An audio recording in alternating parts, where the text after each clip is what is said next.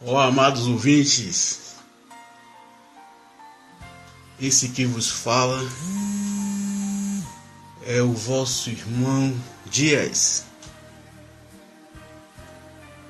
Você está ouvindo a Rádio Estúdio M Programações, a nova rádio online que vai fazer o maior sucesso. Agora, amados, vocês vão ficar com a notícia do dia. Vamos ficar com a notícia, viu? Do dia 27/9/2019. Segue aí a notícia do dia.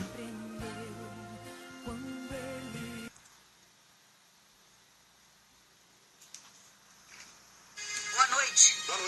Exclusivo. A Globo News tem acesso aos depoimentos da Polícia Federal de mais 3 suspeitos de hackear autoridades brasileiras. O DJ Gustavo Elias Santos reafirma o que o advogado dele tinha dito.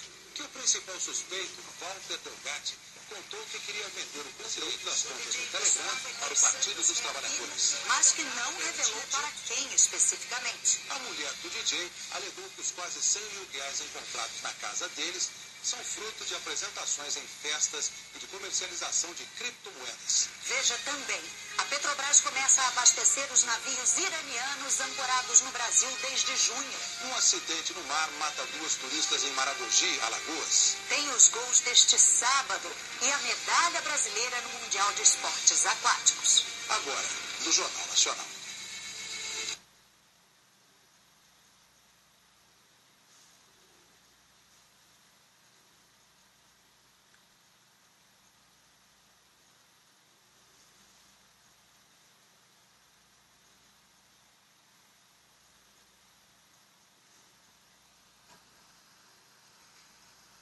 A Globo News, num trabalho do repórter Mohamed Saig, teve acesso hoje com exclusividade aos depoimentos dos outros 3 suspeitos de hackear os telefones de autoridades brasileiras. São eles Danilo Cristiano Marques, Gustavo Elias Santos e a mulher dele, Suelen Priscila de Oliveira.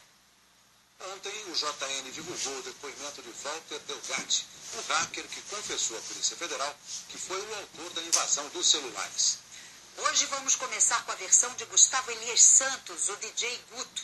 A informação mais relevante é que Gustavo disse em depoimento que Walter contou a ele que iria vender o conteúdo de contas do Telegram para autoridades do Partido dos Trabalhadores. Mas Gustavo não disse especificamente para quem. Gustavo disse à polícia que atualmente exerce atividades de investidor em criptomoedas, moedas virtuais que são negociadas na internet sem intermediação de bancos. Realiza várias operações de compra e venda de criptomoedas pela internet, principalmente Bitcoin, e que possui várias carteiras de Bitcoin, cujo valor total se reserva o direito de não informar a Polícia Federal. Falou ainda que comprou Bitcoin com recursos obtidos na atividade de DJ e jogos online, que nunca realizou nenhum tipo de golpes ou fraudes bancárias, tais como a clonagem de cartões ou o acesso de contas bancárias de outras pessoas. No apartamento dele, num condomínio modesto na Zona Sul de São Paulo, a Polícia Federal encontrou 100 mil reais em dinheiro. Sobre Walter, o suspeito que confessou ter hackeado os telefones das autoridades, Gustavo disse que o conheceu em 2008. Não sabe dizer qual a ocupação ou profissão exercida por Walter e que desconhece o envolvimento de Walter com fraudes bancárias ou golpes financeiros praticados pela internet. Gustavo disse ainda que estava com Walter quando ele foi preso pela Polícia Rodoviária de São Paulo pelo uso de documentos falsos e que, na ocasião, Walter portava um extrato bancário editado no valor de R$1.800.000. Segundo ele, Walter fraudou este extrato bancário com o objetivo de se vangloriar. Gustavo também disse que percebeu que as contas dele no Telegram e o WhatsApp haviam sido desconectadas do seu telefone e habilitadas em outro aparelho, e que começou a desconfiar que Walter estaria por trás dos ataques. Disse que conhecia o perfil de Walter e sabia que ele teria audácia para fazer ataques aos aplicativos, que imediatamente procurou Walter, tendo obtido a confirmação de que ele era o autor dos ataques.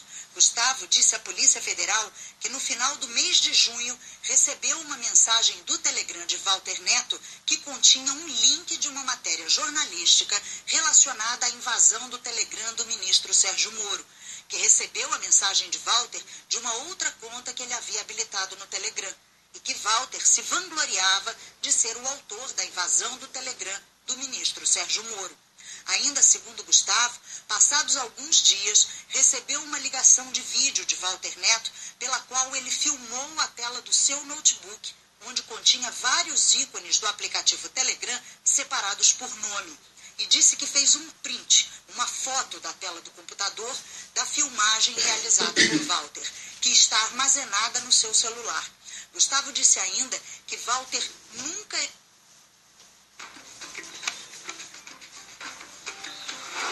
O rei voltou. Chegaram as Havaianas do Rei Leão.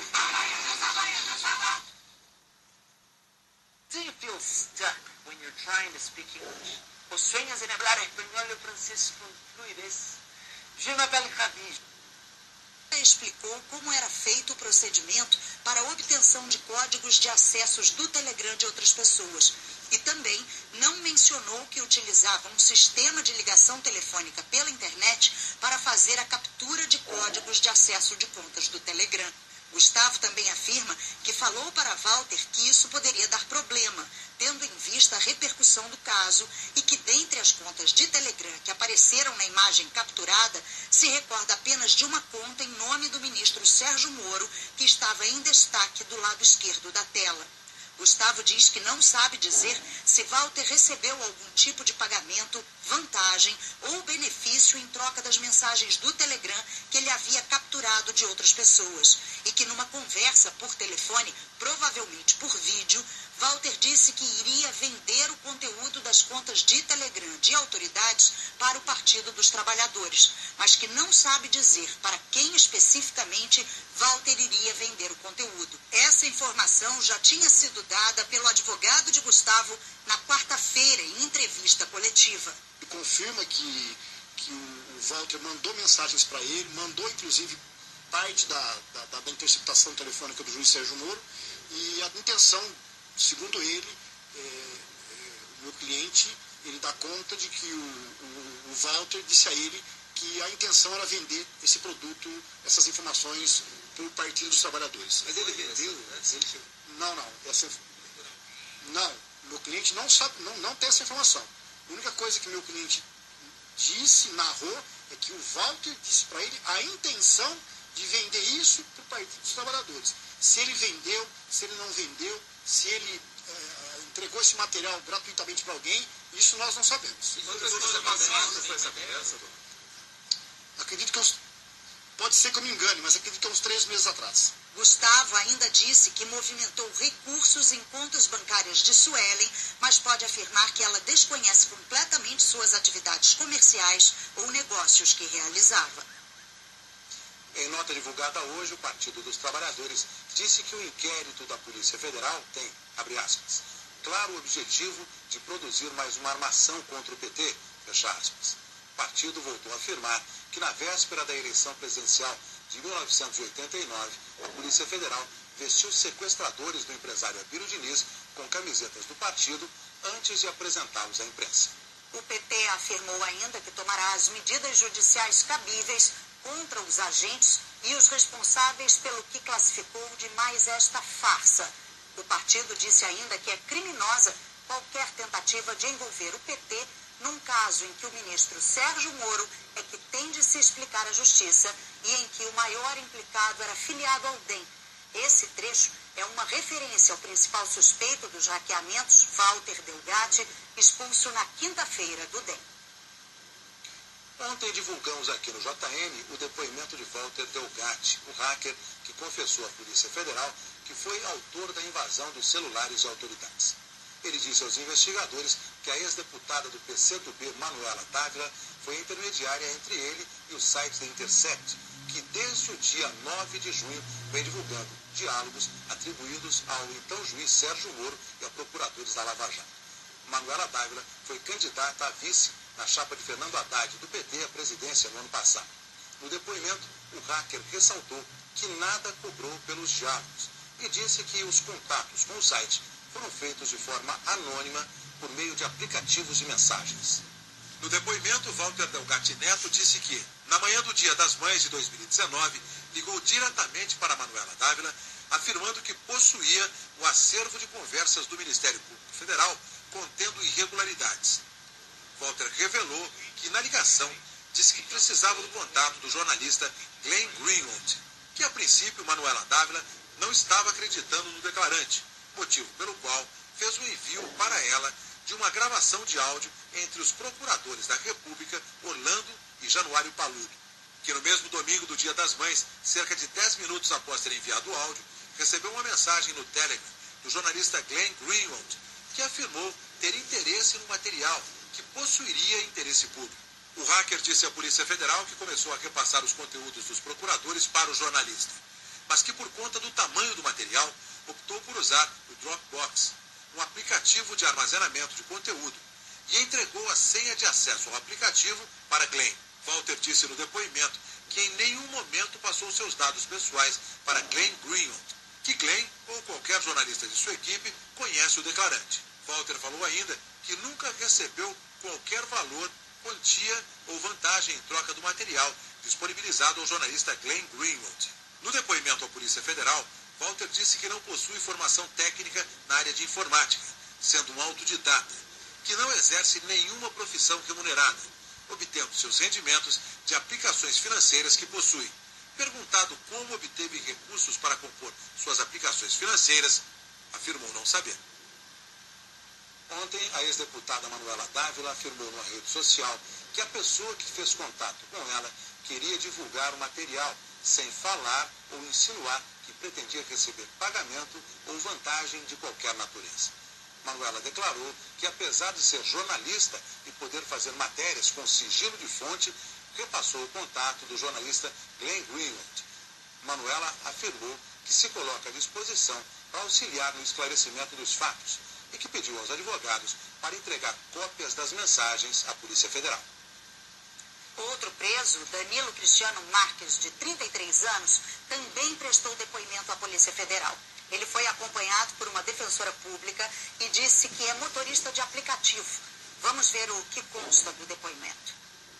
Danilo afirmou que não sabe dizer se Walter pratica fraudes ou golpes através da internet.